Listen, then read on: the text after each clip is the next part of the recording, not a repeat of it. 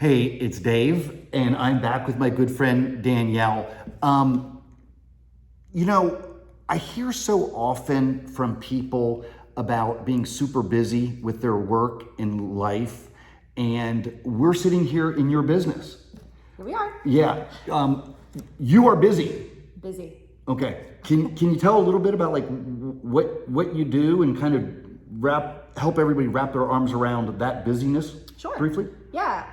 So my life looks a little bit like running a real estate business, a brokerage. That involves just all the normal running of a business and helping all of my agents with all of their deals and questions. I do help my own buyers and sellers, so I have my own clients I'm running in any given day. I teach up at the Association of Realtors, and that looks like a Friday, Saturday, Sunday. Up until just recently, that was about 5 out of every 6 weekends. So it was a lot. You're teaching a lot. Yes, okay. That's a lot. I volunteer with the association and the foundation, so I'm involved in a ton of their events and event plannings. And I also volunteer with the cat rescue. I do all of their online profiles. So that's an ongoing, kind of an everyday sort of thing.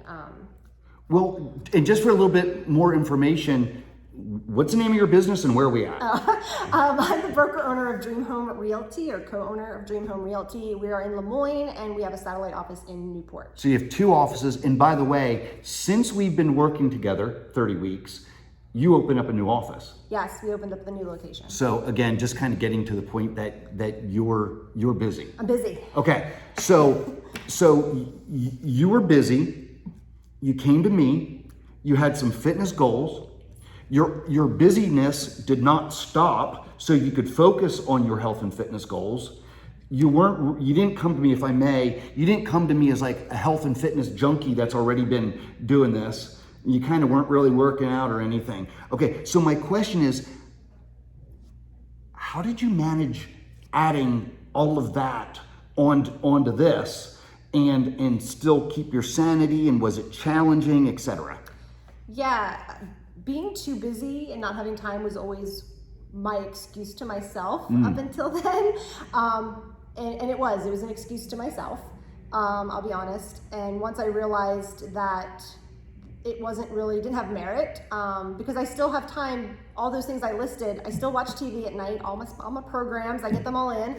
I read before bed, I get like 10 hours of sleep. So I knew there were hours in the day for me to carve from. But I think part of it, if you are busy, it's just about listening to yourself and your schedule and changing it up and trying different things. When I first started with you, I was working from home because of COVID, and working out midday worked out really well for me. But then back to the office, I had to change it. So I had to work with like after work, before work, but I tried a bunch of different things to find out what worked best. So don't be afraid that if you're like, I just can't make this work. Okay, change it. It's okay. Then do something different. You can keep adapting and changing, and your life's going to change. And this is forgivable as far as morning, evening, middle of the day. Your workout doesn't care when you get it in, as long as you get it in. Right. So in some ways, it can be a flexible point of your schedule. So, put in those things you can't avoid, things that are critical, that aren't flexible, and then just schedule this in around it. And it's an appointment with yourself. You have to keep it. I think that's huge. It's an appointment with yourself. Mm-hmm. And we do have a lot of wasted time during the day too, don't we? Yes. Yeah. Yes. I mean, I could craft for 3 hours in front of the TV at night, or I could sit and scroll on Facebook for 3 hours. And I knew that. I just had to be honest with myself. And so I knew if I just came home, did my workout, I could scroll on Facebook for 2 hours and that would still be plenty. So my recollection is that we did have a lot of conversations. I remember when you were working out of your house and you were training at noon, and we worked together to kind of come up with, hey, well, let's try this, let's try that. Now, all that being said, how often are you working out? Like, what does that look like per week? It's 3 weightlifting workouts, okay, which I just block an hour. It doesn't always take an hour, but that's just the time I give myself, so I'm not in a hurry.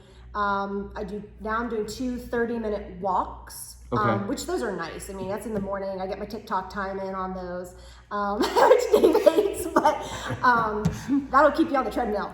And I'm supposed to do a core workout, but supposed to. So it sounds to me, if you're doing 3 weight workouts and getting in a little bit of walk, you're about 4 hours a week.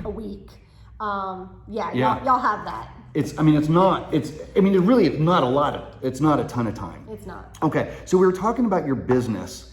Here's kind of a weird question. Has focusing on your health and fitness provided any positive aspects or results to your real estate business? Yeah, and I'm surprised. I wasn't, again, not expecting it. So there's little hidden gems that come along the way. My fitness posts on Facebook, and as a broker owner, I'm always looking to add to my team. So I'm friends with a lot of other agents on Facebook, but the response, the feedback, the interactive comments about my different progress posts was way more than I expected. I expected a few likes, but I mean, I'm talking hundreds of people investing in this, reaching out, asking about it, commenting on it. And for me, all those engagements, equals business. And I've also used it to leverage against my team. Lead generation is not fun. There are parts of our job that are not fun. But I post in our group and say, look, I hate working out, but I'm doing it anyway. Lead gen sucks, do it anyway. So I've been able to serve as a better role model for my agents about work-life balance and just putting in things that are hard, but are worth it for the results, and that you're working for a long-term plan. Goal. Yeah. I think that's fantastic. That's fantastic. Have you noticed any changes in your energy level from before to now? Yeah, and it's not necessarily energy level also as much as I want overall constitution and endurance was not expecting. I'm going to be healthier, but what does that mean? I'm going to be healthier for longer. No one plans for the long term anymore. But when I'm walking up a hill at an event with my cousin who's 10 years younger and she's huffing and puffing and I'm not, I was like, oh, yeah, no, I'm not huffing and puffing. That's cool. Is your cousin watching this video? My husband? Did you say your cousin? My cousin. No, I don't. Maybe. She might. I'm not gonna say her name or anything. But yeah, being able to move furniture, help my parents with things. I was expecting to look better, not be better. Yeah. And I just am better.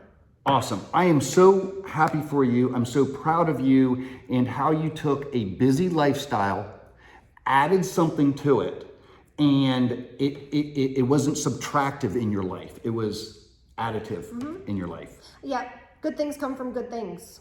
Good for you. Wonderful. Danielle, Dream Home Realty, Lil Wayne, PA. Thanks, guys. See ya. Thank you.